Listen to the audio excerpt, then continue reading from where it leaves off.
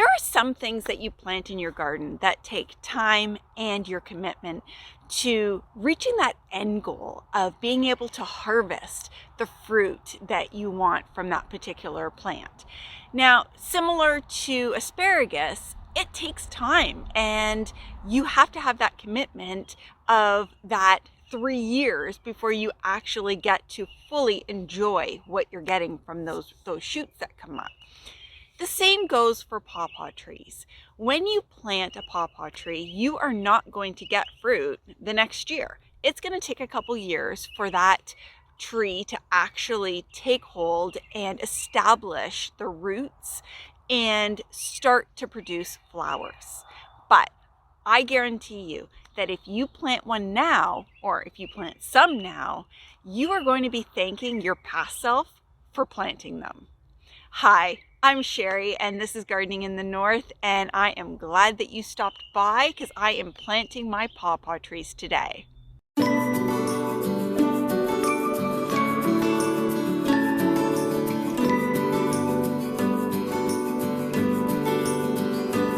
Pawpaw trees are hardy to my growing zone, which is 5B.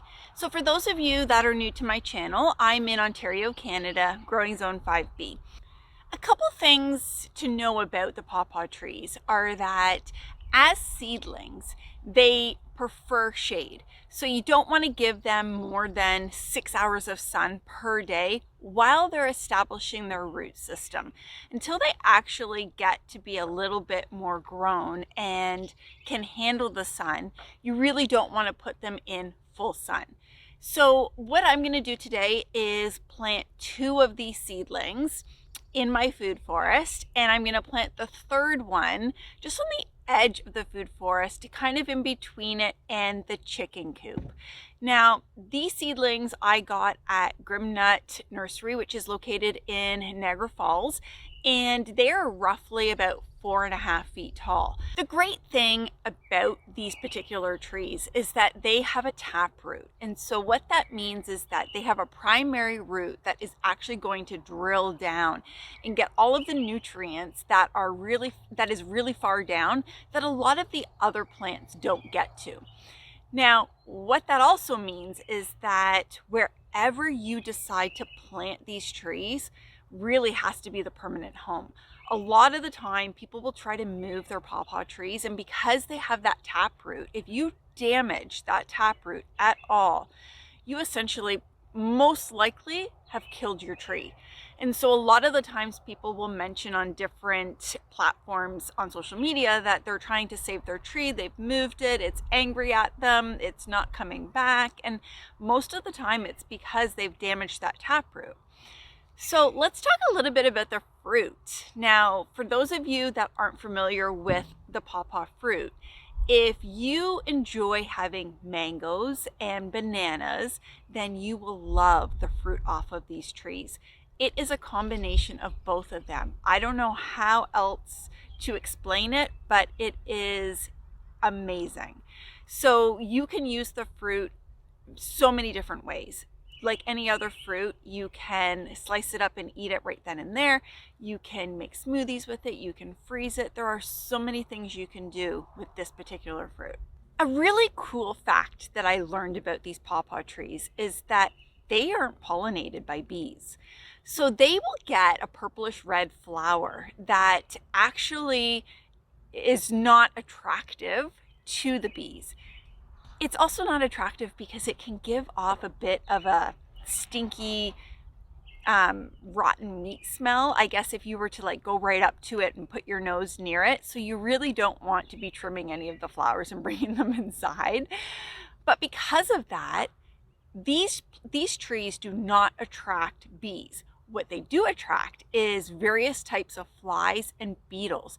So it's the flies and the beetles that are actually pollinating these trees to produce all that fruit that we want. So as I mentioned, I got these 3 seedlings from Grimnut Nursery at Niagara Falls, and it was the first time I had ordered from them, and I'm very happy with how my order arrived. It was in a very large box. All of the tops of the seedlings were kept secured and safe. None of them were broken. The bottom half where all the roots are were tied up really nice. There is some shredded paper in there. I can feel that they're a little bit cool and a little bit damp, so I know that they have some moisture in there. So everything came exactly the way it should. So I'm going to get started. I'm going to start planting the 2 of them in my food forest. Now, for those of you, again, that are new to my channel, I started this food forest last fall, and I fully recognize that it is going to take me, 5 to 10 years to really get this area the way I want it to. But planting pawpaw trees in the center of it is the start. So I'm going to get started. I'm going to start moving some of the wood chips away and take a look at what the soil looks underneath.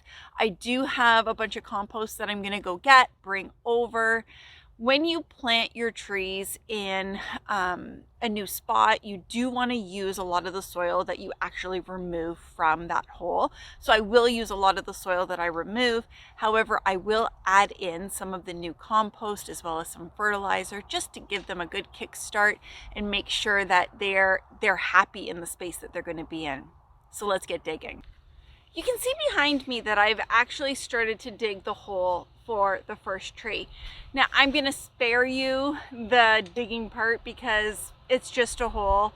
I usually dig mine square. That way when the smaller roots start growing out, they don't grow in a circle and become root bound in that particular spot. So I like to do it square so that they hit the corner and then they go out a different way.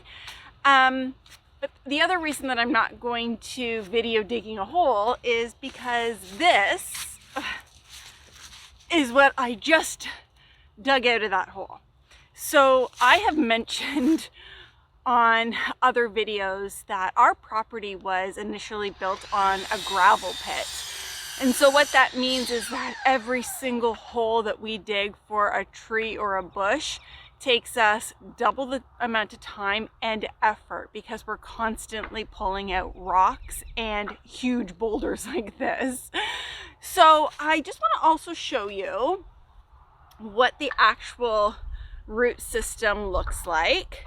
So if I can get my glove off, I want to show you that when I look at this here, this one right here, and I know it's probably going to be hard for you to tell, this one right here is actually the primary root that is going to be drilling down, and the rest of them are just little roots that come off of it. Now they will become big roots as this tree grows. The other thing that I want to point out is that when you normally buy trees from nurseries in your local area or big box stores or wherever you're buying your trees and your bushes, they come in a pot. And really the rule of thumb is to not really go that much above where that dirt line is in that pot. However, these have come like this, and so what I'm going to do is dig the hole deep enough that when I start filling it in, these roots aren't going to be pushed down into that hard earth and possibly snap or break, because that's the last thing that I want. What I am going to do is dig it slightly deeper so that when I fill it in, if it pushes the tree down a little bit, there is some room for movement there. I'm also only going to go above the highest root that is coming out right now, and that's it. Now I'll monitor it to make sure that I have put enough dirt, so when it rains, if I start to see a lot of the roots and whatnot, then I'll just put a little bit more. But I don't want to plant it too deep because that isn't good either. So it's going to be a little bit of trial and error today. All 3 pawpaw seedlings have been planted. So 2 of them were planted down the center of my new food forest strip. And the 3rd one right here behind me was actually planted at the edge of the food forest strip in between that edge and our chicken coop. Now you'll see here that I have covered it in wood chips. So what I did was, when I removed the grass in this area, I actually flipped it over to create a berm so that when it rains or we water it, the water will collect and it will kind of sit there as opposed to washing away. That way the water can drain down into the roots and they can get what they need at the pace that they need it. So the other thing that I've done is I covered it in cardboard and then wood chips to help with weeds and grass growing through. I will probably put something around this, some kind of rocks or something like that, just to make it easier on my husband when he goes around and trims everything. The last thing that I want to mention to you is support. You want to make sure that you add support. You'll notice behind me that this tree or this seedling doesn't have support yet. My husband is in the garage. He's cutting some wood for me, cutting me some 2x2s that we can then hammer into the ground and then use appropriate material to tie the seedling to those support pieces so that when the wind blows, it's not going to take my tree or my seedling anywhere, because you have to remember that a lot of that soil that this seedling has been planted in is light and fluffy, and the root system hasn't really taken hold yet to hold that seedling in place. So you want to make sure that you provide it as much support as you can, especially in the first few weeks of its life when those roots are really starting to take hold. So I hope you've enjoyed some of the interesting facts that I gave you on PawPaws, and maybe you'll try them. Thanks for spending time with me.